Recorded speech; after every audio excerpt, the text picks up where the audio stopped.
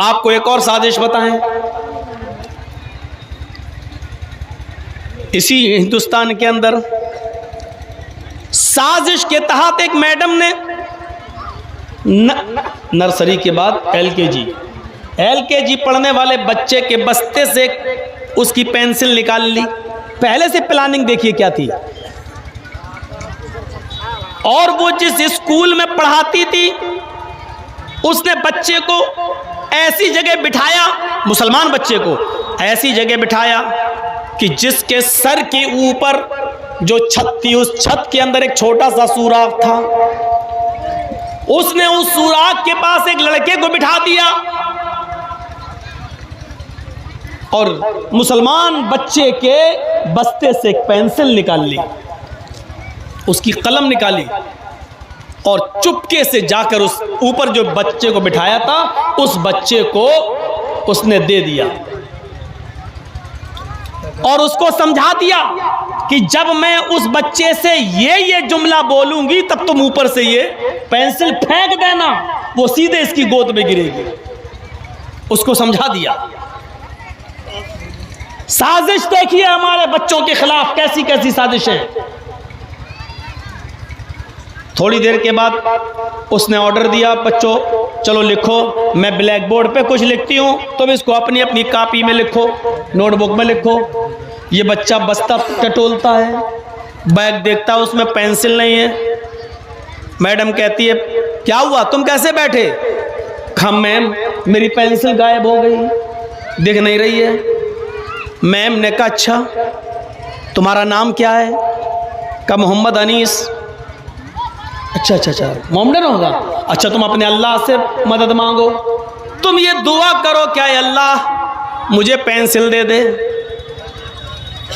देखिए जहन देखिए, वो बच्चा चूंकि घर पे यही सीखा था, फौरन उसने कहा अल्लाह पेंसिल दे दे, अल्लाह हमें पढ़ लिख कर बड़ा आदमी बनना, अल्लाह मुझे पेंसिल दे दे।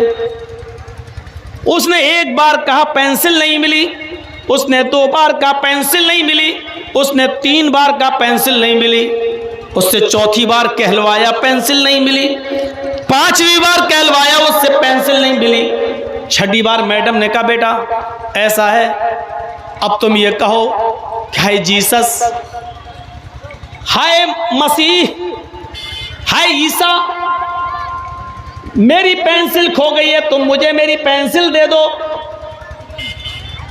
छोटा सा बच्चा, वो क्या जानता बेचारा जीसस कौन है।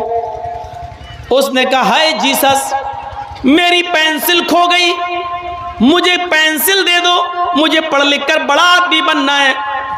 जैसे उसने ये जुमला कहा, इसी जुमले पर ऊपर वाले लड़के को ऑर्डर था कि जब ये बच्चा ये बोले तो सुराख से पेंसिल फेंक देना, पेंसिल उसकी गोद में गिरेगी।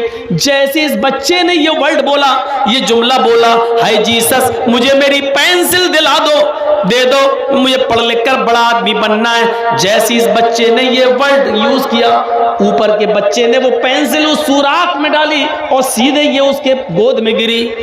कहा देखो बेटा जीसस में कितनी ताकत है, तुम्हारे अल्लाह ने तुम्हारी नहीं सुनी, जीसस ने सुन ली, ईसा मसीह ने सुनी। आज के बाद तुम्हें जो कुछ भी मांगना तुम जीसस से मांगना।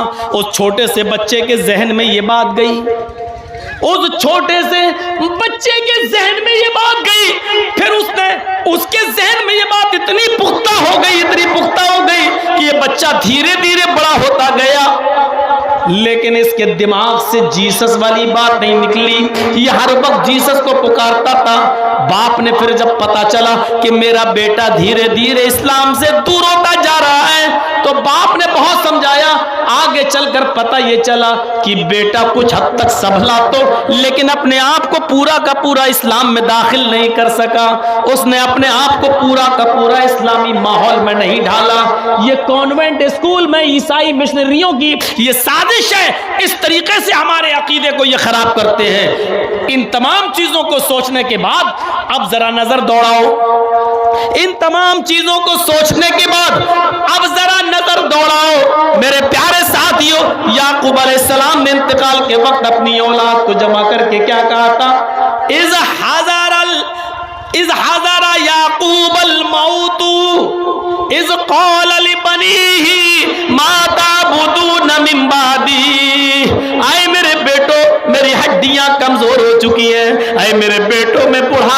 पहुंच चुका हूं। अय मेरे बेटो, मुझे बहुत सी बीमारियों ने घेर लिया है। अय मेरे बेटो, मेरे पास कब मलकुल मौत आ जाए। अय मेरे बेटो, मेरा इंतकाल कब हो जाए, पता नहीं कि मैं अपने रब के पास कब चला जाऊं। जाने से पहले मैं तुमसे कुछ कहना चाहता हूं। ये बताओ, माता बुदून मिन बादी, अय मेरे बेटो, मेरे इंतकाल के बाद तुम किसकी इबादत करोगे। ओ मेरे बच्चों, मेरे इंतकाल के बाद तुम किसकी पूजा करोगे, किसकी इबादत करोगे।